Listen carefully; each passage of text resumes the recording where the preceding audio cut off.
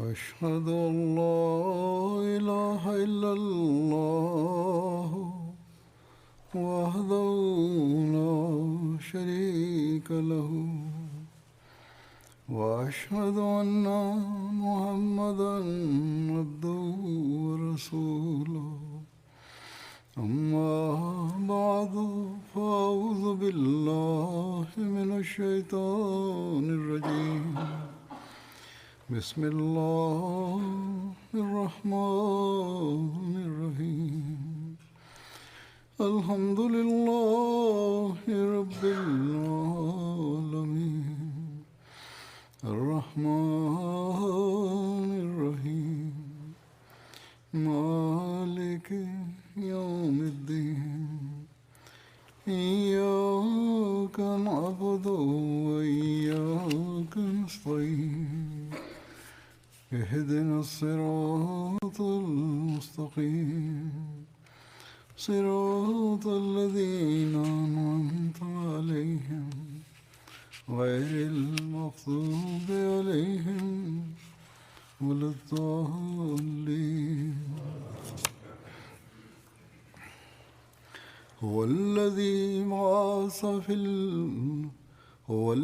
بعث في الأميين رسولا منهم يتلو عليهم آياته ويزكيهم ويعلمهم الكتاب والحكمة وإن كانوا من قبل لفي ضلال مبين وآخرين منهم لما يلحقوا بهم وهو العزيز हिननि आयतुनि जो الحكيم तर्जुमो आहे त उहो ई आहे जंहिं उम्मी माण्हुनि में उन्हनि मां हिकिड़ो अज़ीम रसूल मबूस कयो। हू उन्हनि ते उन जी आयतुनि जी तिलावत करे थो ऐं उन्हनि खे पाक करे थो ऐं उन्हनि खे किताब जी ऐं हिकमत जी तालीम ॾिए थो, जॾहिं त इन खां पहिरियां हू यकीननि खुलियल गुमराही में हुआ ऐं उन्हनि मां ॿियनि ॾांहुं बि उनखे मबूस कयो अथई जेके अञा उन्हनि सां नाहिनि मिलिया। हू कामिल ग़लबे वारो ऐं हिकमत वारो आहे।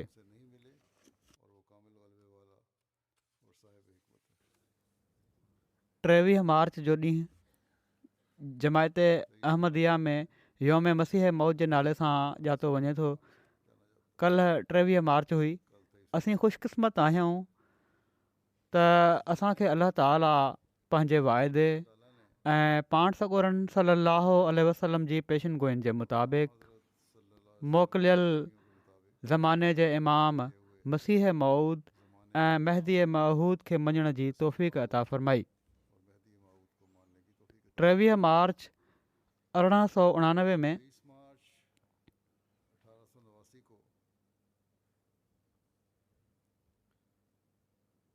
लुधियाना में पाण मुख़लिसनि खां पहिरीं बैत वरिताऊं ऐं अहिड़ी तरह मुख़लिसनि जी हिकिड़ी जमायत जो क़याम अमल में आयो।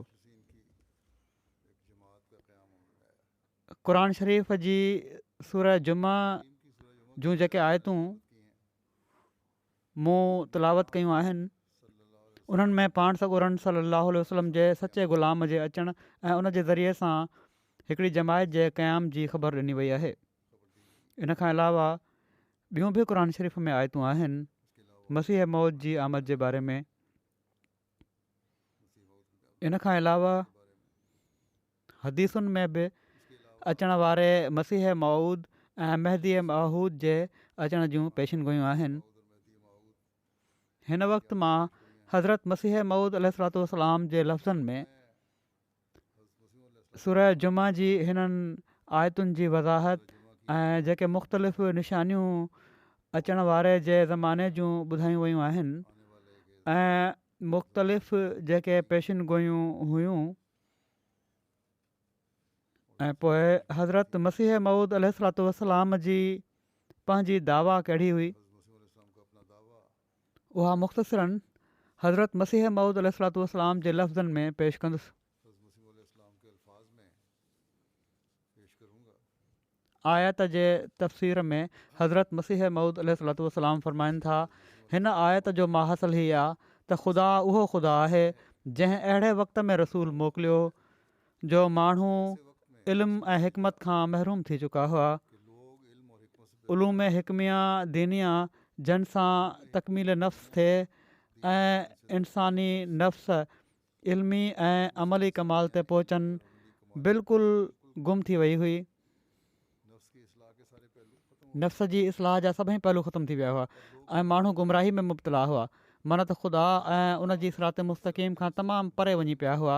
तॾहिं अहिड़े वक़्त में ख़ुदा ताला पंहिंजो रसूल उम्मी मोकिलियो ऐं उन रसूल उन्हनि जे नफ़्सनि खे पाक कयो ऐं इल्मुल किताब ऐं हिकमत सां उन्हनि खे ममलू कयाई।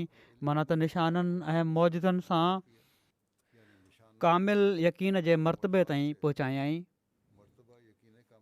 ऐं ख़ुदा शनासी जे नूर सां उन्हनि जी दिलनि खे रोशन कयाई। ऐं वरी फ़रमायाई त हिकिड़ो गिरोह अञा आहे जेको आख़िरी ज़माने में ज़ाहिर थींदो। उहे बि शुरू में उंदाही ऐं गुमराही में हूंदा ऐं इल्मु ऐं हिकमत ऐं यकीन खां परे हूंदा। तॾहिं ख़ुदा उन्हनि खे बि असहाबनि जे रंग में आणींदो। माना त जेको कुझु असहाबनि ॾिठो उहो उन्हनि खे बि ॾेखारियो वेंदो एसि ताईं जो उन्हनि जो सिदक ऐं यकीन बि असहाबनि जे सिदक ऐं यकीन वांगुरु थी वेंदो। ऐं सही हदीस में आहे त पाण सॻोरन सल्लल्लाहु अलैहि वसल्लम हिन आयत जे तफ़सीर महल सलमान फ़ारसी जे कुल्हे ते हथु रखियो ऐं फ़रमायाऊं त लौकानल ईमानु मुअल्लक़म बिसुरैया लनालहू रजुलुम मिन फ़ारिस। माना त जेकॾहिं ईमान सुरैया ते माना त आसमान ते बि खजी वियो तॾहिं बि हिकिड़ो माण्हू फ़ारसुल असुल उनखे वापसि आणींदो। हीअ इन ॻाल्हि न इशारो फ़रमायाऊं त हिकिड़ो शख़्स आख़िरी ज़माने में फ़ारसुल असुल पैदा थींदो। उन ज़माने में जंहिंजे बारे में लिखियो वियो आहे त क़ुरान आसमान ते खयो वेंदो। इहो ई उहो ज़मानो आहे जेको मसीह मऊद जो ज़मानो आहे। जॾहिं ईमान खजी वियो क़ुरान आसमान ते खजी वियो मतिलबु हीअ आहे त उन ते अमल ख़तमु थी वियो। त इहो ई ज़मानो मसीह मऊद जी आमद जो ज़मानो आहे ऐं हीअ फ़ारसुल असुल उहो ई आहे जंहिंजो नालो मसीह मऊद आहे। छो त सलीबी हमिलो जंहिंखे टोड़ण जे लाइ मसीह मौत खे अचणु घुरिजे उहो हमिलो ईमान ते ई आहे। ऐं हीअ समूरा आसार सलीबी हमले जे ज़माने जे लाइ बयानु कया विया आहिनि ऐं लिखियलु आहे त हिन हमले जो माण्हुनि जे ईमान ते तमामु ख़राबु असरु पवंदो। उहो ई हमिलो आहे जंहिंखे ॿियनि लफ़्ज़नि में दजाली हमिलो चइबो आहे। आसार में आहे त इन दजाल जे हमले वक़्तु केतिरा ई नादान वाहिद लाशरीक ख़ुदा खे छॾे ॾींदा ऐं केतिरनि ई माण्हुनि जी ईमानी मोहबत थधी थी वेंदी ऐं मसीह मौत जो वॾो भारी कमु ईमान जी तजदीद हूंदो छो त हमिलो ईमान ते आहे। ऐं हदीस लौकानल ईमान मां जेका फ़ारसुल असुल शख़्स जे बारे में आहे हीअ साबित आहे त उहो फ़ारसुल असुल ईमान खे ॿीहर क़ाइमु करण जे लाइ ईंदो। सो जंहिं हालत में मसीह मऊद ऐं फ़ारसुल असुल जो ज़मानो बि हिकु ई आहे ऐं कमु बि हिकु आहे। माना त ईमान खे ॿीहर क़ाइमु करणु। तंहिं करे यकीनी तौर ते साबित थियो त मसीह मऊद ई फ़ारसुल असुल आहे। ऐं उन ई जी जमायत जे हक़ में हीअ आयत आहे त वा आख़रीन मिनहुम लम्मा यलहक़ू बिहिम। हिन आयत जी माना हीअ आहे त कमाल ज़लालत खां पोइ हिदायत ऐं हिकमत हासिलु करण वारा ऐं पाण सॻोरन सल्लल्लाहु अलैहि वसल्लम जे मौजज़नि ऐं बरकतुनि जो मुशाहिदो करण वारा सिर्फ़ु ॿ ई ग्रोह आहिनि। पहिरियों पाण सॻोरन सल्लल्लाहु अलैहि वसल्लम जा असहाब जेके पाण सॻोरन सल्लल्लाहु अलैहि वसल्लम जे ज़हूर खां पहिरियां सख़्तु ऊंदाही में मुब्तला हुआ ऐं पोइ बाद न जे ख़ुदा ताला जे फज़ुल सां उन्हनि नबूअत जो ज़मानो ॾिठो ऐं मौजज़ा पंहिंजी अखियुनि सां ॾिठाऊं ऐं पेशिन गोयुनि जो मुशाहिदो कयाऊं ऐं यकीन उन्हनि में हिकिड़ी अहिड़ी तब्दीली पैदा कई जो ॼण त उहे सिर्फ़ु हिकिड़ो रूह वञी बचा। ॿियो ग्रोह जेको मथे बयानु कयल मौसूफ़ा आयत मुताबिक़ असहाबनि वांगुरु आहिनि मसीह मौत जो ग्रोह आहे।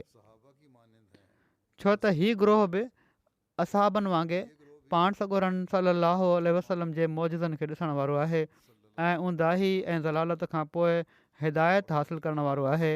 ऐं आयत आख़रीन मिनहुम में जेको हिन ग्रोह खे मिनहुम जी दौलत मां माना त असाबनि सां मुशाबे हुअण जी निमत मां हिसो ॾिनो वियो आहे।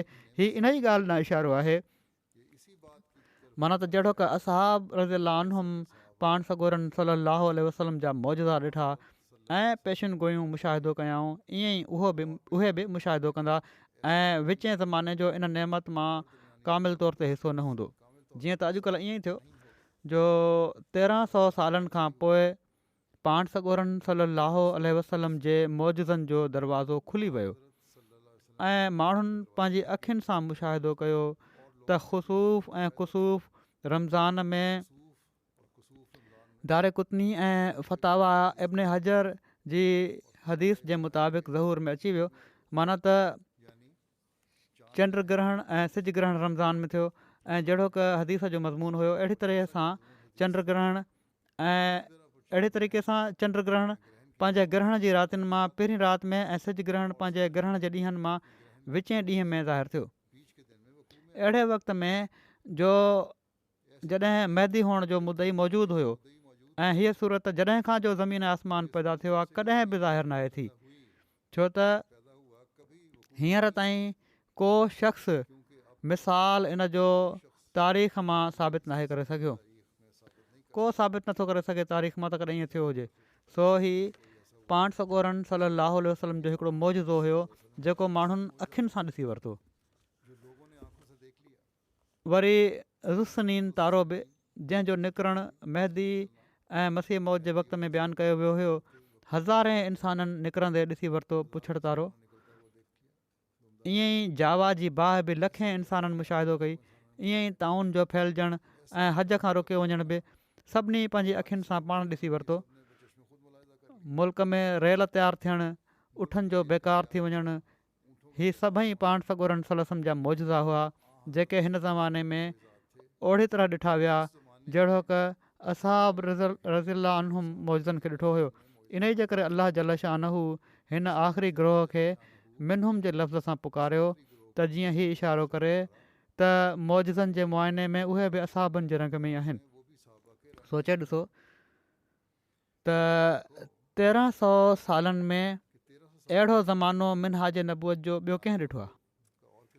हिन ज़माने में जंहिंमें असांजी जमायत पैदा कई वई आहे, केतिरनि ई सबबनि सां हिन जमायत खे असहाब रज़ियल्लाहु अन्हुम सां मुशाबहत आहे। हू मौजज़नि ऐं निशाननि खे ॾिसनि था, अॼु बि ॾिसनि था जहिड़ो की असहाबनि ॾिठो। हू ख़ुदा जे निशाननि ऐं ताइदुनि सां नूर ऐं यकीन हासिलु कनि था जीअं असहाबनि हासिलु कयो। हू ख़ुदा जी वाट में माण्हुनि जी टोकुनि ऐं खिलुनि ऐं लानतान ऐं क़िस्म क़िस्म जी दिलि आज़ारी ऐं बदज़ुबानी ऐं क़तअ रहम वग़ैरह जो सदमो सही रहिया आहिनि जीअं असहाबनि सठो। अॼु बि इहा ई हालत आहे। हू ख़ुदा ताला जे खुलियल निशाननि ऐं आसमानी मददुनि ऐं हिकमत जी तालीम सां पाक ज़िंदगी हासिलु कंदा था वञनि जीअं असहाबनि हासिलु कई।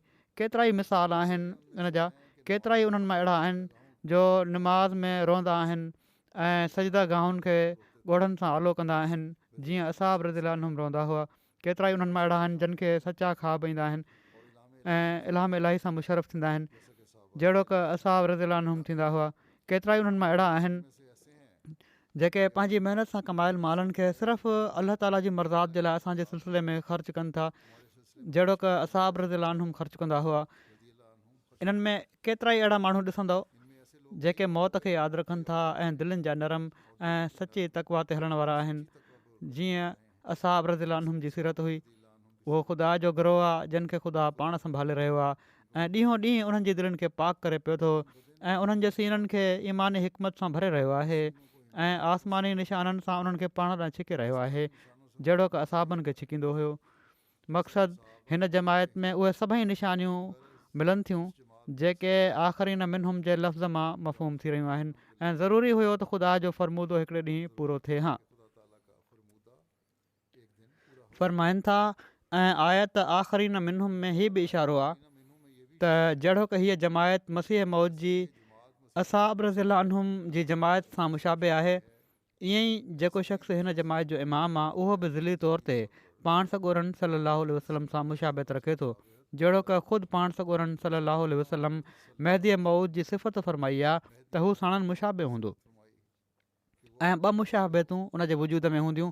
हिकिड़ी मुशाबियत हज़रत मसीह इस्लाम सां, जंहिंजे करे हू मसीह चवराईंदो, ऐं ॿी मुशाबियत पाण सॻोरनि सलाहु वसलम सां, जंहिंजे करे हू मेहदी चवराईंदो।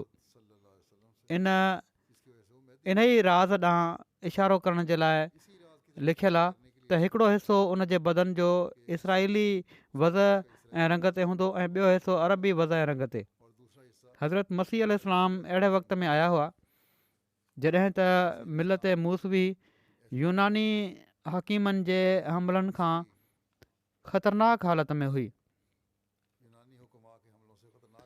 ऐं तौरेत जी तालीम ऐं उन जी पेशिनगोइनि ऐं मौजज़नि ते सख़्तु हमलो कयो वेंदो हुयो। ऐं यूनानी ख़्यालनि जे मुआफ़िक़ ख़ुदा ताला जे वजूद खे बि हिकिड़ो अहिड़ो वजूद सम्झो वियो हुयो जो जेको सिर्फ़ु मख़लूक में मख़लूत आहे ऐं मुदबिर बिल इरादा नाहे, माना त आम मख़लूक वांगुरु ई आहे ऐं सभिनी कुदरतुनि जो मालिक नाहे। ईअं नाहे जो जेको वणेसि करे सघे।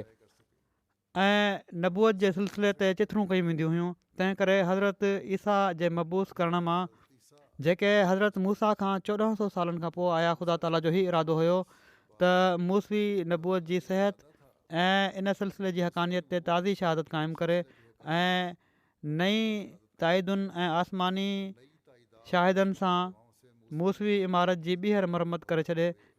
अहिड़ी तरह जेको हिन उमत जे लाइ मसीह मौत बि 14हीं सदी जे मुंड ते मोकिलियो वियो, उन जी बहसत मां बि इहो ई मतिलबु हुयो त जेके यूरोप जी फ़िलासफ़ी ऐं यूरोप जी दजालियत इस्लाम ते क़िस्म क़िस्म जा हमला कया आहिनि ऐं पाण सॻोरनि सल्लल्लाहु अलैहि वसल्लम जी नबूअत ऐं पेशिन गोइनि ऐं मौजज़नि खां इनकार ऐं क़ुरानी तालीम ते एतिराज़ ऐं इस्लाम जे नूरनि ऐं बरकतुनि खे वॾी टोक जी नज़र सां ॾिठो वञे थो, इन्हनि सभिनी हमलनि खे निस्तो नाबूद करे ऐं नबूअत मुहम्मदिया अला साहिब हा अल्फ़न अल्फ़न सलामुन हज़ारे हज़ारे सलाम हुजनि खे ताज़ी तस्दीक ऐं ताईद सां हक़ जे तालबनि ते चिमकाए। ऐं इहो ई राज़ आहे जेको बराहीन अहमदिया में अॼु खां 17 साल पहिरियां हिकिड़ो इल्हाम इन ई बारे में थियो। उहो इल्हाम ख़ुदा ताला जो लखें इंसाननि में छपिजी चुको आहे ऐं उहो ई आहे त बख़ुराम के वक़्तु तू नज़दीक रसीद वपाए मुहम्मदिया बर मीनारे बुलंदतर मोहकम उफ़्ताद। हज़रत मसीह मौद अलैहिस्सलाम ख़ुदि जेको इन जो वज़ाहत सां तर्जुमो फ़रमायो आहे उहो ई आहे त हाणे ज़हूर कर ऐं निकुर जो तुंहिंजो वक़्तु वेझो अची वियो ऐं उहो वक़्तु अचे पियो थो जो मुहम्मदी खॾे मां कढिया वेंदा, मुहम्मदी खॾ मां कढिया वेंदा। माना त मुस्लमान ऐं हिकिड़े बुलंद ऐं मज़बूत मीनार ते इन्हनि जो क़दम रखियो वेंदो। वरी फ़रमाइनि था त पाक मोहम्मद मुस्तफ़ा नबियुनि जो सरदार ख़ुदा तुंहिंजा सभई कम सही करे छॾींदो ऐं तुंहिंजूं सभई मुरादूं तोखे ॾेई छॾींदो। रबुल अफ़वाज इन पासे तवजो कंदो। हिन निशान जो मक़सदु हीअ आहे त क़ुर शरीफ़ ख़ुदा जो किताब ऐं मुंहिंजे वात जूं ॻाल्हियूं आहिनि ऐं ख़ूब गौर कयो त मुंहिंजे निशाननि मां छा मक़सदु करार ॾिनो वियो आहे। हीअ अलाह ताला फ़रमाए रहियो आहे अखियुनि इल्हामनि। हाणे मां बयानु करे चुको आहियां, फ़रमाइनि था त हाणे मां बयानु करे चुको आहियां त इन ई मतिलब जे लाइ हज़रत ईसा अलैहिस्सलाम आया हुआ त जीअं तक़ज़ीब जी हालति में नए निशाननि सां तौरेत जी तस्दीक कनि ऐं इन ई मतिलब जे लाइ ख़ुदा ताला मूंखे मोकिलियो आहे त जीअं नवनि निशाननि सां क़ुर शरीफ़ जी सचाई गाफ़िल माण्हुनि ते ज़ाहिर कई वञे। इन ई तरफ़ अलाह ताला जे इल्हाम में इशारो आहे त पाए मुहम्मदिया बर मीनारे बुलंदतर मुहकम उफ़्ताद ऐं इहो ई इशारो आहे हिन ॿिए इल्हाम बराहीन अहमदिया में आहे त अर्रहमान अल्लम अल क़ुरान लितुंदिर क़ौमम मा उंदिर आबाहुम वले तस्तबीन सबीलुल मुजरिमीन कुल इन्नी उमिरतु व अना अव्वलुल मोमिनीन। रहमान ख़ुदा माना त रहमान ख़ुदा तोखे क़ुर सेखारियो त जीअं तूं उन्हनि माण्हुनि खे ड्रजारी जंहिंजा अब्बा ॾाढा न ड्रजारिया विया ऐं त जीअं ॾोहारियुनि जी वाट खुली वञे। ॾोहारियुनि जी वाट खुली वञे जो मतिलबु आहे त ॾोहारियुनि ते ख़ुदा जी हुजत पूरी थी वञे। फ़रमाए थो चओ मां ख़ुदा तरफ़ां मामूर आहियां ऐं मां सभिनी खां पहिरियां ईमान आणण वारो आहियां। फ़रमाइनि था जेकॾहिं कोई चए त हज़रत ईसा नबीउल्लाह थी तौरेत जी तस्दीक जे लाइ आया सो उन्हनि जे भेट में तुंहिंजी शाहिदी कहिड़ी हैसियत रखे थी। उहे त नबीउल्ला हुआ, अलाह ताला नबी बणाए मोकिलियो हुयो, तौरेत जी तस्दीक जे लाइ आया हुआ। तूं कहिड़ी तरह कहिड़ी हैसियत सां क़ुर जी शाहिदी जे लाइ आयो आहीं। फरमाइनि था हिन हंधि बि तस्दीक जदीद जे लाइ को नबी घुरिजे पियो। माण्हू चवनि था त हीअ शाहिदी कहिड़ी तक़ाज़ा रखे थी, हिन हंधि बि तस्दीक जदीद जे लाइ को नबी घुरिजे पियो, हीअ था चवनि माण्हू। सो इन जो जवाबु हीअ आहे त इस्लाम में उन नबूअत जो दरवाज़ो त बंदि आहे जेका पंहिंजो सिको ॼमाईंदी हुजे, माना त आज़ादु ऐं शरीयत सां अचण वारी नबूअत आहे। अलाह ताला फरमाए थो, पाण फरमाइनि था, अलाह ताला फरमाए थो वलाकिर रसूल अलाह व ख़ातमन नबीशीन, ऐं हदीस में आहे ला नबी आबादी। ऐं इन सां गॾोगॾु हज़रत मसीह जी वफ़ात नुसूस कतिया मां साबित थी चुकी आहे। तंहिं करे दुनिया में उन्हनि जे ॿीहर अचण जी उमेदु अजायो उमेदु आहे। क़ुर बि चए थो, हदीस बि चए थी, ऐं हीअ बि साबित आहे त मसीह जी वफ़ात थी वई आहे। इन लाइ हीअ त बिल्कुलु ग़लति उमेदु आहे त को ॿीहर ईंदो मसीह। ऐं जेकॾहिं को ॿियो नबी नओं या पुराणो अचे, फरमाइनि था, ऐं जेकॾहिं को नबी नओं या पुराणो अचे त असांजा नबी सल्लल्लाहु अलैहि वसल्लम ख़ातमुल अंबिया कीअं रहंदा, माना त संदन ख़त्म नबूअत खां ॿाहिरि निकिरी अचे त हा वही विलायत ऐं अलाह ताला सां मुकालमात जो दरवाज़ो बंदि आहे। जंहिं हालति में मतिलबु सिर्फ़ु इहा त नवनि निशाननि सां दीन हक़ जी तस्दीक कई वञे ऐं सचे दीन जी शाहिदी ॾिनी वञे त जेके निशान ख़ुदा ताला जा निशान आहिनि उहे तोड़े नबी जे ज़रिए सां ज़ाहिर थियनि, तोड़े वली जे ज़रिए सां, उहे सभई हिकु दर्जे जा आहिनि, छो त मोकिलण वारो हिकु ई आहे। ईअं सोचणु सरासर जहालत ऐं हुम्क आहे त जेकॾहिं ख़ुदा ताला नबी जे हथां ऐं नबी जे ज़रिए सां का आसमानी ताईद करे त उहा क़ुवत ऐं शौक़त में वधीक आहे, ऐं जेकॾहिं वली जी मार्फत उहा ताईद थिए त उहा क़ुवत ऐं शौक़त में घटि आहे। ऐं पर के निशान त इस्लाम जी ताईद जा अहिड़ा ज़ाहिर थियनि था जो उन वक़्तु न को नबी हूंदो आहे ऐं न वली, जहिड़ो की असाबुल फील जे हलाक करण जो निशान ज़ाहिर थियो। फरमाइनि था हीअ त मुसलम आहे, हीअ इन ॻाल्हि जो जवाबु आहे त तव्हां चओ था त नबी न आहे त इन लाइ थी नथो सघे। नबी हुजे त वली जे ज़रिए बि थी सघे थो, एतिरो मञो, ऐं वली बि न हुजे तॾहिं बि अलाह ताला निशान ॾेखारींदो आहे, जहिड़ी तरह असाब फील जो निशान ॾेखारियईं। फरमाइनि था हीअ त मुसलम आहे त वली जी करामत नबी मतबू जो मौजज़ो आहे, जंहिं नबी जी हू इतबा करे थो उन ई जो मौजज़ो आहे। जॾहिं त करामत बि मौजज़ो थी त मौजज़नि में तफ़रीक़ करणु ईमानदारनि जो कमु न आहे। मां सवाइ इन जे जो हदीस सही मां साबित आहे त मुहदस बि नबियुनि ऐं रसूलनि वांगुरु ख़ुदा जे मुरसलनि में दाख़िल आहे। इन खां अलावा हीअ बि दलील आहे त मुहदस जेको आहे उहो बि नबियुनि ऐं रसूलनि में शामिल आहे। बुख़ारी में अचे थो त वमा अरसलना मिर रसूलिन वला नबीन वला मुहदसिन जी क़रात गौर सां पढ़ो। ऐं पिणु हिकिड़ी ॿी हदीस में आहे त उलमा उम्मती का अंबिया बनी इसराईल। फरमाइनि था त सूफ़ियुनि पंहिंजे मुकाशफ़नि सां बि इन हदीस जी रसूल सल्लल्लाहु अलैहि वसल्लम खां तस्दीक कई आहे, माना त हुज़ूर खां तस्दीक हासिलु कई अथनि हिन जी। हीअ बि यादि रहे त मुस्लिम में मसीह मौद जे हक़ में नबी जो लफ़्ज़ बि आयो आहे, हीअ बि यादि रखो। चओ था त हू नबी न आहे। हिकु त पहिरियां त वली जो दलील ॾिनऊं, ॿियो हीअ त मसीह मौद जे हक़ में नबी जो लफ़्ज़ हदीस में आयो आहे, माना त मजाज़ ऐं इश्तिहारे तौरु। इन ई जे करे इब्राहिम अहमदिया में बि अहिड़ा लफ़्ज़ ख़ुदा ताला तरफ़ां मुंहिंजे हक़ में आहिनि। हीअ इल्हाम आहे हू लज़ी अरसल रसूल हू बिलहुदा, हिन हंधि रसूल मां मुराद ही आजिज़ आहे, माना त मसीह मौद अलैहिस्सलाम। ऐं पोइ ॾिसो इब्राहिम अहमदिया में हीअ इल्हाम जरीउल्लाह फ़ी हुलल अंबिया, जंहिंजो तर्जुमो आहे त ख़ुदा जो रसूल नबियुनि जे लिबास में। तव्हां चओ था त नबी न आहे, हीअ त हदीस में बि अचे पियो थो, मूंखे बि अलाह ताला ॿुधाए रहियो आहे त नबी आहियां मां। हिन इल्हाम में मुंहिंजो नालो रसूल बि रखियो वियो आहे ऐं नबी बि। सो जंहिं शख़्स जा ख़ुदि ख़ुदा ई नाला रखिया हुजनि उनखे अवाम मां सम्झणु कमाल दर्जे जी शौक़ी आहे, ऐं ख़ुदा जे निशाननि जूं शाहिदियूं कहिड़ी तरह बि कमज़ोर नथियूं थी सघनि, तोड़े नबी जे ज़रिए हुजनि या मुहदस जे ज़रिए सां। असुल त हीअ आहे त ख़ुदि असांजे नबी सल्लल्लाहु अलैहि वसल्लम जी नबूअत ऐं संदन फैज़ हिकिड़ो मज़हर पैदा करे पंहिंजी शाहिदी पाण ॼाराए थो, ऐं वली मुफ़्त में मशहूरु थिए थो। असुल त जेके निशान ज़ाहिर थी रहिया आहिनि उहे पाण सॻोरनि सलम जी सचाई जा ज़ाहिर थी रहिया आहिनि। वली जो नालो या जंहिंजो बि विच में जेको आयो आहे जंहिंजे ज़रिए सां थी रहिया आहिनि उनजो नालो मुफ़्त में नालो अची रहियो आहे। फ़रमाइनि था सो दर हक़ीक़त वली जेको मुसदिक़ आहे उहो हज़ूर खां ज़ीनत हासिलु करे थो ऐं पाण सॻोरा सलम उनखां ज़ीनत नथा हासिलु कनि।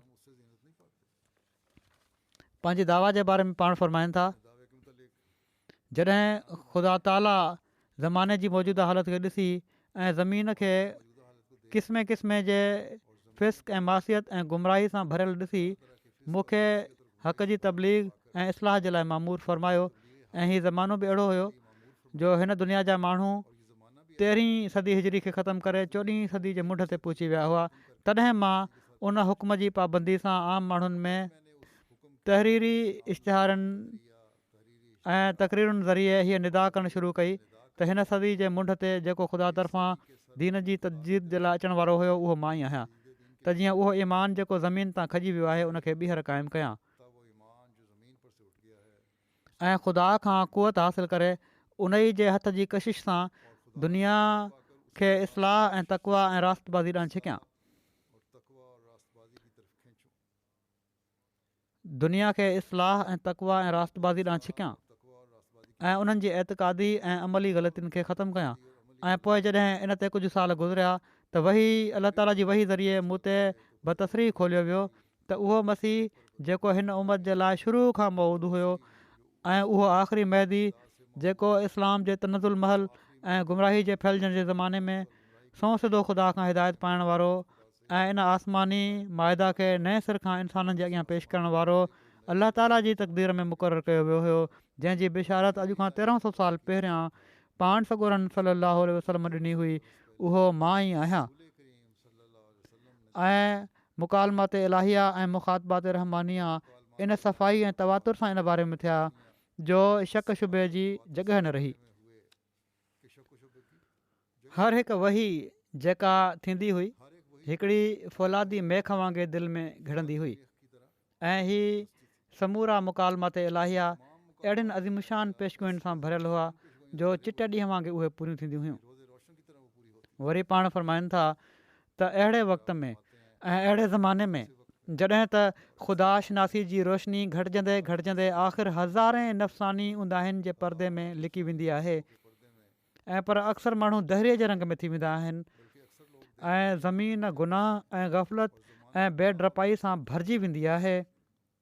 ख़ुदा ताला जी गैरत ऐं जलाल ऐं इज़त तक़ाज़ा फ़रमाईंदी आहे त ॿीहर पंहिंजो पाण माण्हुनि ते ज़ाहिर फ़रमाए।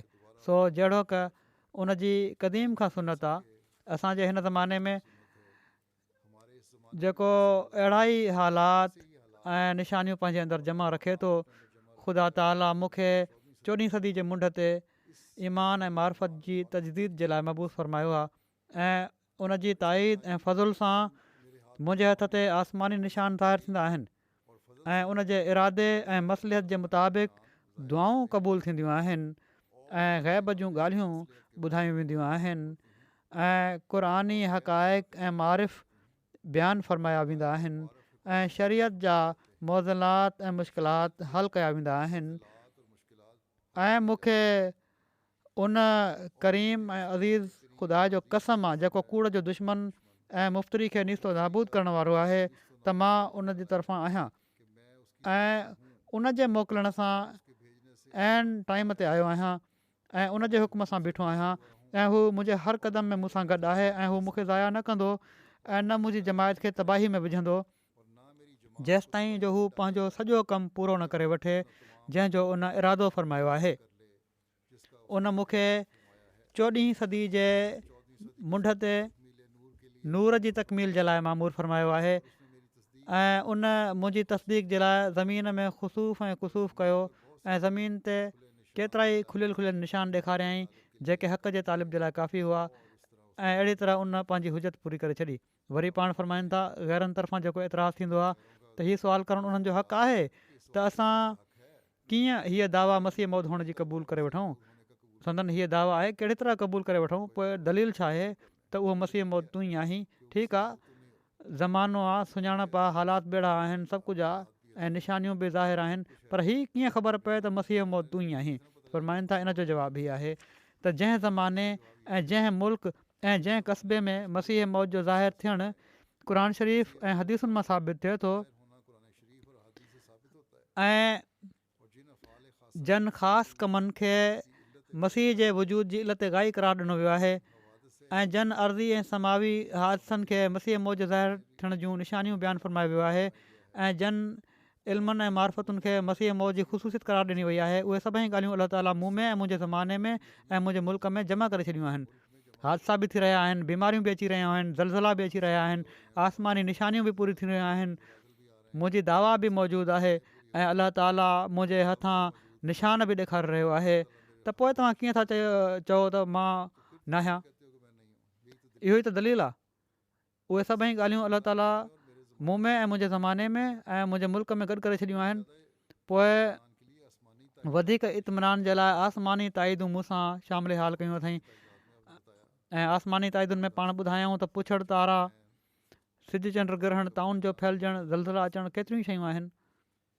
सिलसिले जी तरक़ियुनि जूं वक़्त खां अॻु इतला ऐं निशान ऐं ताईदुनि खे बयानु कंदे केतिरियूं ॻाल्हियूं बयानु फ़रमायूं अथनि। पाण वॾा किताब लिखिया अथनि इन बारे में, जहिड़ो की पहिरियां बि मूं चयो हुयो। हिकु ॿ ॻाल्हियूं खे पेश कयां थो। पाण फ़रमाइनि था त हिकिड़ो अज़ीमुशान निशान हीअ आहे त अॼु खां 23 साल पहिरियां बराहीन अहमदिया में ही इल्हाम मौजूदु आहे त माण्हू कोशिशि कंदा त हिन सिलसिले खे ख़तमु करे छॾनि।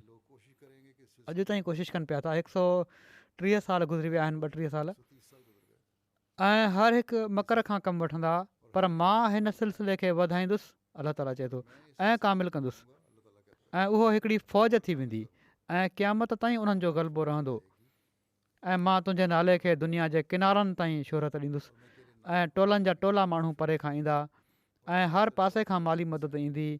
मकाननि खे कुशादो कयो, जो ही तयारी आसमान ते थी रही आहे। हाणे ॾिसो त कहिड़े ज़माने जी हीअ पेशन गोई आहे जेका अॼु पूरी थी।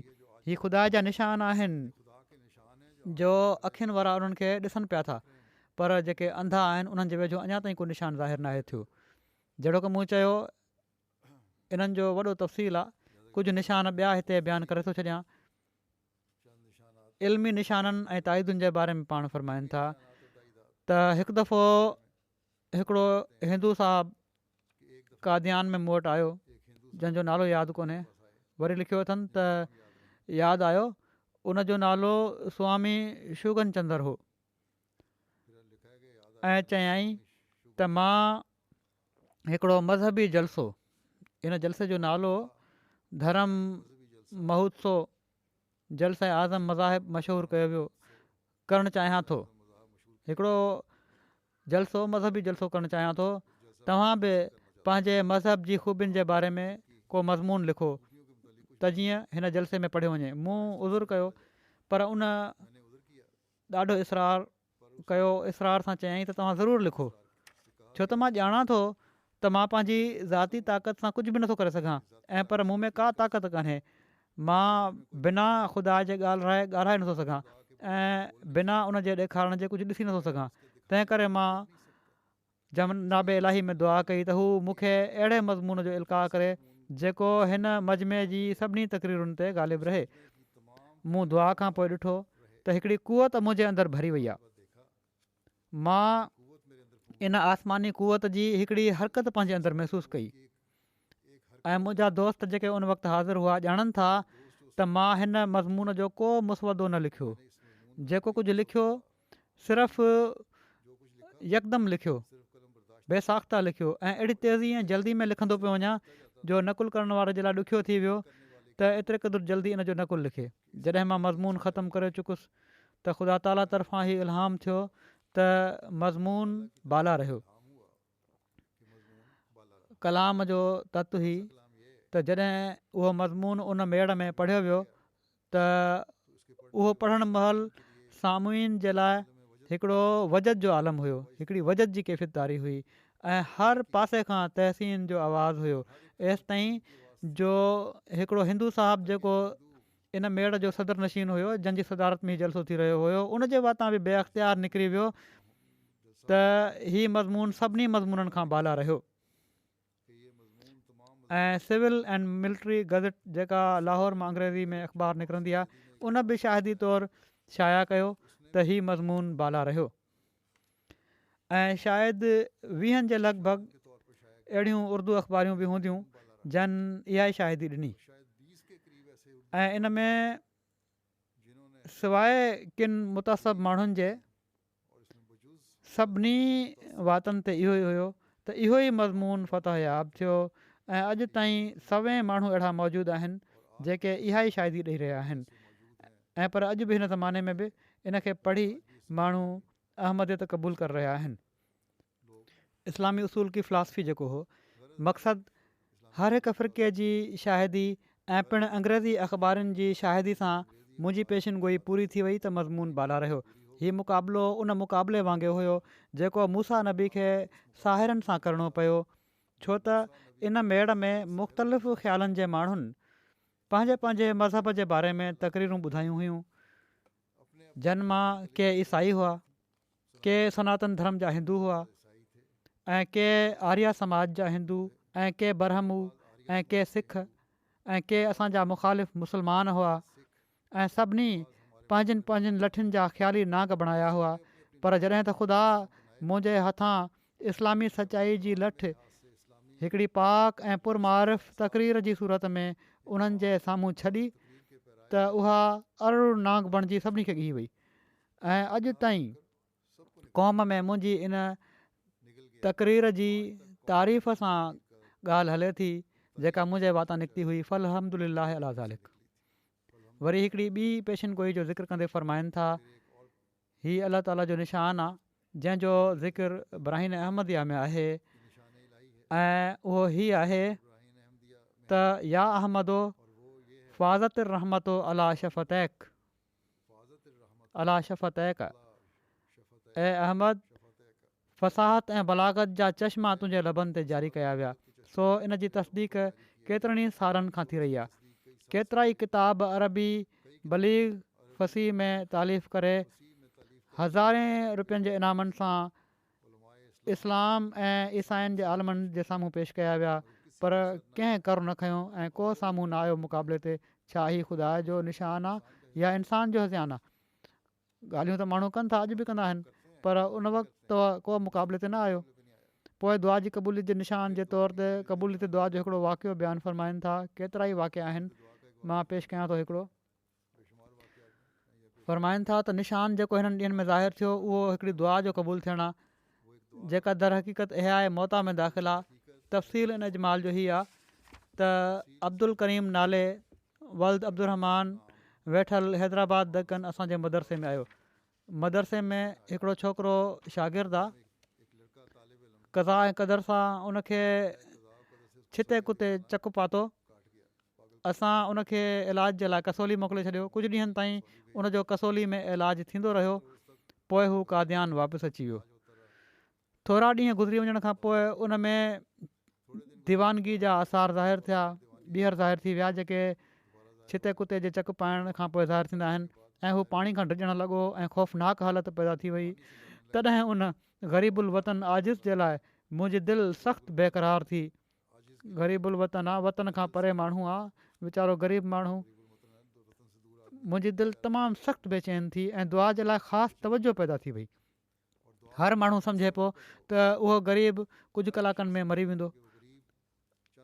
मजबूरनि उनखे बोर्डिंग खां ॿाहिरि कढी हिकिड़े अलॻि घर में ॿियनि खां अलॻि हर हिकु एहतियात सां रखियो वियो ऐं कसोली जे अंग्रेज़ डॉक्टरनि ॾांहुं तार मोकिली वई ऐं पुछियो वियो त हिन हालत में उनजो को इलाजु आहे बि? उन पासे खां तार ज़रिए जवाबु आयो त हाणे हिन जो को इलाजु कोन्हे। पर हिन ग़रीब ऐं बेवतन छोकिरे जे लाइ मुंहिंजी दिलि में ॾाढी तवजो पैदा थी वई ऐं मुंहिंजे दोस्तनि बि उन जे लाइ दुआ करण जे लाइ ॾाढो ई इसरार कयो, छो त इन गुरबत जी हालत में उहो छोकिरो रहम जोॻो हुयो।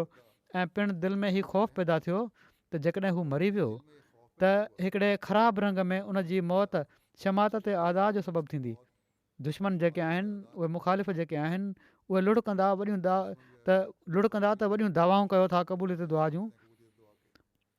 तॾहिं मुंहिंजी दिलि उन जे लाइ सख़्तु दर्द ऐं बेक़रारी में मुब्तला थी ऐं मौजदाणी तवजो पैदा थी जेका पंहिंजे अख़्तियार सां पैदा नाहे थींदी ऐं पर सिर्फ़ु ख़ुदा ताला तरफ़ां पैदा थींदी आहे।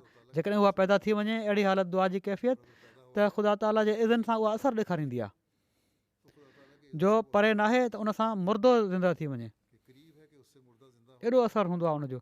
मक़सदु इन जे लाइ इक़बाल अलाह जी हालत मुयसरु अची वई ऐं जॾहिं उहा तवजो इंतिहा ताईं पहुची वई ऐं दर्द पूरो पंहिंजो तसलुत मुंहिंजी दिलि ते करे वरितो, दुआ जी अहिड़ी कैफ़ियत थी वई जो दर्द सां दिलि भरिजी वई, तॾहिं उन बीमार ते जेको दर हक़ीक़त मुर्दो हुयो उन तवजो जा आसार ज़ाहिर थियणु शुरू थी विया ऐं या त हू पाणी खां पियो टुजे ऐं रोशनी खां भॼे पियो या ओचितो तबियत सिहत ॾांहुं रुख़ कयो ऐं उन चयो त हाणे मूंखे पाणी खां डपु नथो लॻे। तॾहिं उनखे पाणी ॾिनो वियो ऐं उन बिना कंहिं ख़ौफ़ जे उहो पीतो ऐं पर पाणी सां वुज़ू करे नमाज़ बि पढ़ी वरिताईं ऐं सॼी राति सुम्ही रहियो ऐं ख़ौफ़नाक ऐं वहशियाणी हालत ख़तमु थी वई एसि ताईं जो कुझु ॾींहंनि ताईं बिल्कुलु सिहतयाब थी वियो। फ़रमाइनि था त मुंहिंजी दिलि में फ़ौरन विधो वियो त हीअ दीवानगी जी हालत जेका उन में पैदा थी वई हुई उहा इन लाइ न हुई त उहा दीवानगी उनखे हलाकु करे ऐं पर इन लाइ हुई त जीअं ख़ुदा जो निशान ज़ाहिर थिए। ऐं तजुर्बेकार माण्हू चवनि था त कॾहिं बि दुनिया में ईअं ॾिसण में नाहे आयो जो अहिड़ी हालत में जो जॾहिं कंहिंखे छिते कुते चकु पातो हुजे ऐं दीवानगी जा आसार ज़ाहिर थी विया हुजनि ऐं पोइ को शख़्स इन हालत मां चढ़ी सघे। ऐं इन खां वधीक इन ॻाल्हि जो ॿियो कहिड़ो सबूत थी सघे थो त जेके माहिर इन फ़न जा कसौली में गवर्नमेंट तरफ़ां छिते कुते जे इलाज जे लाइ डॉक्टर मुक़ररु आहिनि, उन्हनि असांजी तार जे जवाब में साफ़ लिखी छॾियो आहे त हाणे को इलाजु नथो थी सघे। वरी डोई जे निशान जो ज़िक्र कंदे फ़रमाइनि था, उहो डॉक्टर डोई जेको अमरीका ऐं यूरोप जी नज़रुनि में बादशाहनि वांगुरु पंहिंजो शान शौक़त रखे पियो, उनखे ख़ुदा मुंहिंजे मुबाहिले ऐं मुंहिंजी दुआ सां हलाकु कयो ऐं हिकु दुनिया खे मूं ॾांहुं झुकाए छॾियईं ऐं हीउ वाक़ियो दुनिया जी सभिनी मशहूरु अख़बारुनि में शोहरत माणे हिकिड़ी आलमगीर शोहरत जे रंग में हर हिकु जी ज़बान ते थी वियो। वरी पाण फ़रमाइनि था हिकिड़े ॿिए निशान जे बारे में, मौलवी ग़ुलाम दस्तगीर कुसूरी पंहिंजे तौर ते मूं सां मुबाहिलो कयो ऐं पंहिंजे किताब में दुआ कयई त जेको काज़िब आहे ख़ुदा उनखे हलाकु करे। यकतरफ़ो मुबाहिलो हुयो, पोइ इन दुआ खां कुझु ॾींहंनि खां पोइ पाण ई हलाकु थी वियो उहो मौलवी। हीउ केॾो न मुख़ालिफ़ मुल्हनि जे लाइ निशान हुयो जेकॾहिं हू सम्झनि हा त। वरी हिकिड़े ॿिए निशान जे बारे में ॿुधाइनि था, अलाह ताला जी साणनि कहिड़ी तरह ताईद आहे। फ़रमाइनि था त हर हिकु मुनसिफ़ मौलवी ग़ुलाम दस्तगीर कुसूरी जे किताब खे ॾिसी सम्झी सघे थो त कहिड़ी तरह उन पंहिंजे तौर ते मूंसां मुबाहिलो कयो ऐं पंहिंजे किताब फैज़ रहमानी में उनखे शाया करे छॾियईं। उन ई मौलवी जो ज़िक्र आहे जेको पहिरियां थी चुको आहे ऐं पंहिंजे किताब फैज़ रहमानी में उनखे शाया करे छॾियईं ऐं पोइ इन मुबाहिले जे सिर्फ़ु 2-3 ॾींहंनि खां पोइ हू फ़ौत थी वियो। ऐं कहिड़ी तरह चिरागदीन ॼमूं वारे पंहिंजे तौर ते मुबाहिलो कयो ऐं लिखियईं त असां ॿिन्ही मां कूड़े खे ख़ुदा हलाकु करे ऐं पोइ इन खां सिर्फ़ु कुझु ॾींहंनि खां पोइ ताउन वग़ैरह पंहिंजे ॿिन्ही पुटनि समेत हलाकु थी वियो। हिकिड़ो ॿियो मौलवी हुयो जमूनी। वरी पाण फ़रमाइनि था, मूं ते जेका मुंहिंजी क़ौम क़िस्म क़िस्म जा एतिराज़ पेश करे थी, मूंखे इन्हनि एतिराज़नि जी का बि परवाह कान्हे ऐं सख़्तु बेईमानी हू चवराईंदी जेकॾहिं मां इन्हनि खां डिॼी सचाई जी वाट खे छॾे ॾियां। ऐं ख़ुदि उन्हनि खे सोचणु घुरिजे त हिकिड़े शख़्स खे ख़ुदा पंहिंजे तरफ़ां बसीरत इनायत फ़रमाई आहे ऐं पाण उनखे वाट ॾेखारे छॾी अथई ऐं उनखे पंहिंजे मुकालमे ऐं मुखातबे सां मुशरफ़ फ़रमायो अथई ऐं हज़ारे निशान उन जी तस्दीक जे लाइ ॾेखारिया अथई। कीअं हिकिड़े मुखालिफ़ जी ख़्याली ॻाल्हियुनि खे का शइ सम्झी उन सदाकत जे आफ़्ताब खां मुंहुं मोड़े सघे थो ऐं मूंखे माण्हुनि जी ॻाल्हियुनि खां मुतासिर थी सचाई खे त नथो छॾी सघे। फ़रमाइनि था, ऐं मूंखे इन ॻाल्हि जी परवाह नाहे त अंदरूनी ऐं ॿाहिरियां मुखालिफ़ मुंहिंजी ऐबजोई में मशग़ूल आहिनि।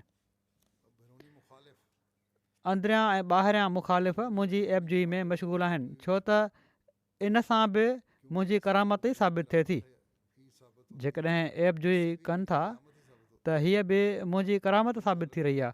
सबबु ई आहे कहिड़ी तरह साबित थी रही आहे त जेकॾहिं मां हर क़िस्म जो ऐब पंहिंजे अंदरि रखां थो, जेको चवनि था त फलाणो फलाणो ऐब आहे, जेकॾहिं हर क़िस्म जो ऐब पंहिंजे अंदरि रखां थो ऐं बकौल हिननि जे मां अहद शिकन आहियां ऐं कज़ाब आहियां ऐं दजाल आहियां ऐं मुफ़्तरी आहियां ऐं ख़यानत कंदड़ आहियां ऐं हराम खोर आहियां ऐं क़ौम में फोट विझण वारो ऐं फितनांगेज़ आहियां ऐं फ़ासिक़ ऐं फ़ाजिर आहियां ऐं ख़ुदा ते तक़रीबन 30 सालनि खां कूड़ ॿधण वारो आहियां ऐं नेकनि ऐं रास्तबाज़नि खे गारियूं ॾियण वारो आहियां ऐं मुंहिंजे रूह में सवाइ शरारत ऐं बदी ऐं बदकारी ऐं नफ़्स परस्ती जे ॿियो कुझु न आहे ऐं सिर्फ़ु दुनिया खे ठॻण जे लाइ मां हीउ दुकानु ठाहियो आहे ऐं नऊज़ बिल्ला बकौल हिननि जे मुंहिंजो ख़ुदा ते बि ईमान कोन्हे ऐं दुनिया जो को ऐब न आहे जेको मूं में न आहे।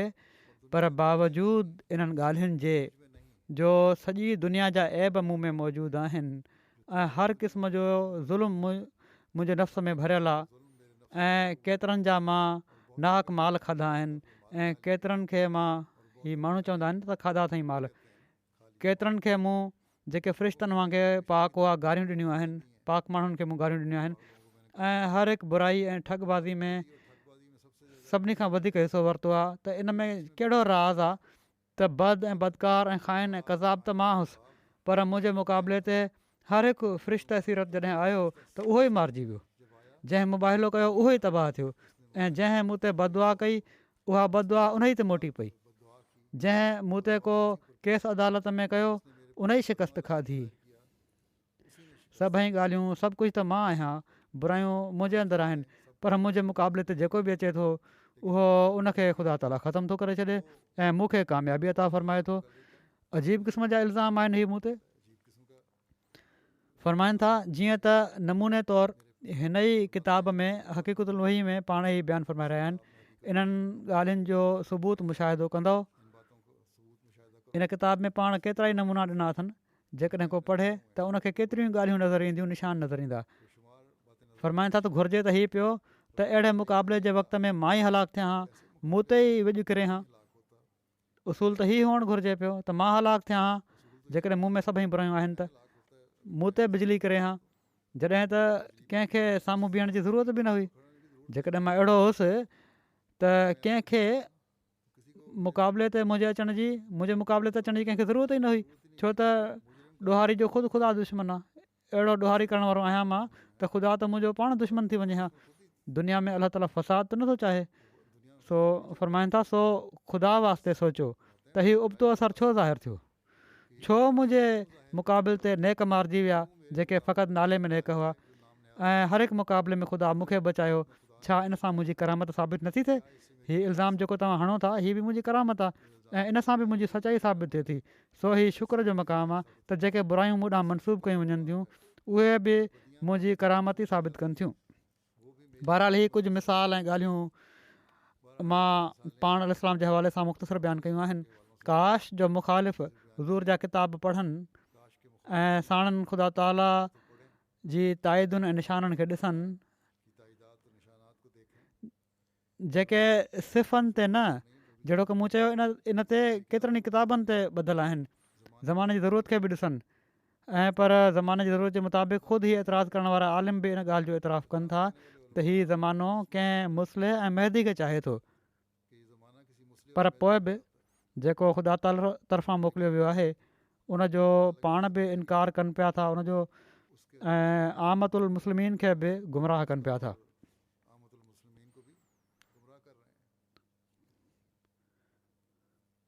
आसमानी निशानियूं पूरियूं थियूं, पाण सॻोरनि सल्लल्लाहु अलैहि वसल्लम जूं पेशिन गोयूं पूरियूं थियूं, पर पोइ बि हीअ पंहिंजी बदकिस्मती खे सॾु कनि पिया था, इन पासे नथा ॾिसनि।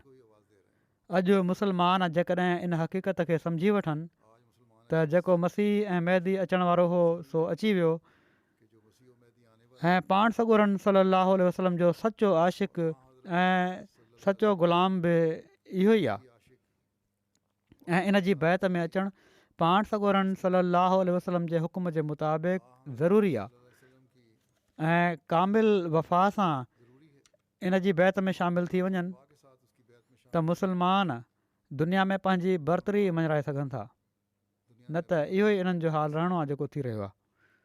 ऐं अलाह ताला जे फज़लनि खे जज़्ब करण वारा बणिजी सघनि था उन्हनि खे मञण खां पोइ। अलाह ताला हिननि खे अक़ुलु ऐं सम्झ ॾे। रमज़ान जे महीने में अहमदी जिथे पंहिंजे लाइ दुआ कनि, जमायत जे हर क़िस्म जे फितने खां बचण जे लाइ बि दुआ कनि, उते उमत मुस्लिमा जे लाइ बि दुआ कनि। अलाह ताला हिननि जूं अखियूं खोले ऐं उंदाहिनि मां हिननि खे कढे ऐं हिननि खे इन ॻाल्हि जो इदराक अता फ़रमाए त पाण सॻोरनि सलाहु आलैहि वसल्लम जे ख़त्म नबूअत जे मक़ाम खे हक़ीक़ी तौर ते ॼाणण वारा, इन ॻाल्हि जो इदराक उन्हनि खे हासिलु थी वञे त ख़त्म नबूअत जे मक़ाम खे हक़ीक़ी तौर ते ॼाणण वारा हज़रत मिर्ज़ा ग़ुलाम मोहम्मद क़ादियानी मसीह मऊद ऐं महदी मऊद ई आहिनि ऐं संदन जमायत ई आहे। पाकिस्तान जे अहमदिन खे ख़ासि तौर ते पंहिंजे मुल्क जे लाइ बि दुआ करणु घुरिजे, पाकिस्तानी अहमदिन जे लाइ दुआ करणु घुरिजे। अलाह ताला फितनो फैलाइण वारनि ऐं शरपसंद ऐं ख़ुदिगर्ज़ उनसरनि ऐं लीडरनि खां मुल्क खे बचाए। अहिड़ी तरह बुर्किना फासो जे अहमदिन जे लाइ दुआ कयो, अलाह ताला उन्हनि खे हर शर खां महफ़ूज़ रखे। बांग्लादेश जे अहमदिन खे ख़ासि तौर ते दुआनि में यादि रखो, उते बि हर जुमे ते को न को ख़तरो रहंदो आहे। सॼी दुनिया जे अहमदिन जे लाइ बि दुआ कयो, अलाह ताला हर शर खां हर अहमदी खे महफ़ूज़ रखे ऐं हर अहमदी खे सबाते क़दम अता फ़रमाए ऐं ईमान ऐं यकीन में वधाए। दुनिया जे तबाही खां बचण जे लाइ बि दुआ कयो। अॼुकल्ह जेके हालात आहिनि, दुनिया बाहि जे मुंहं ते बीठी आहे, ज़ाहिरी जंगियुनि ॾांहुं बि वधी रही आहे, इन जे करे बि तबाही अचणी आहे ऐं अख़लाक़ी बुरायूं बि जेके इंतिहा ताईं पहुची चुकियूं आहिनि। ऐं अलाह ताला खे जहिड़ी तरह छॾनि पिया था ही माण्हू अलाह ताला जे गज़ब खे न भड़काइण वारा ई बणिजी वञनि ऐं इन जे करे पोइ अलाह ताला जो अज़ाब न हिननि ते नाज़िल थिए। अलाह ताला अहमदिन खे हर शर खां बचाए, अहमदिन खे पंहिंजो फ़र्ज़ु ऐं हक़ अदा करण जी तौफ़ीक़ अता फ़रमाए, हर क़िस्म जी आफ़तुनि खां बचाईंदे पंहिंजी हिफ़ाज़त ऐं पनाह में वठी छॾे। हिकिड़ो हीअ बि ऐलान करे छॾियां त कल्ह 23 मार्च खां जेका हफ़्तेवार ऐं पर हफ़्ते में 2 दफ़ा शुरू थी वई हुई अल-फज़ल इंटरनेशनल, उहा हाणे रोज़ानी अल-फज़ल जी सूरत अख़्तियार करे वई आहे। तंहिं करे घणे खां घणो उर्दू ॼाणण वारनि खे, पढ़ण वारनि खे इन खे पढ़ण बि घुरिजे ऐं ख़रीद करण बि घुरिजे, सब्सक्राइब करणु घुरिजे। अलाह ताला इन मां फ़ैज़ वठण जी सभिनी खे तौफ़ीक़ ॾे ऐं अल-फज़ल में लिखण वारनि खे बि तौफ़ीक़ ॾे त हू आला मज़मून लिखण वारा थियनि।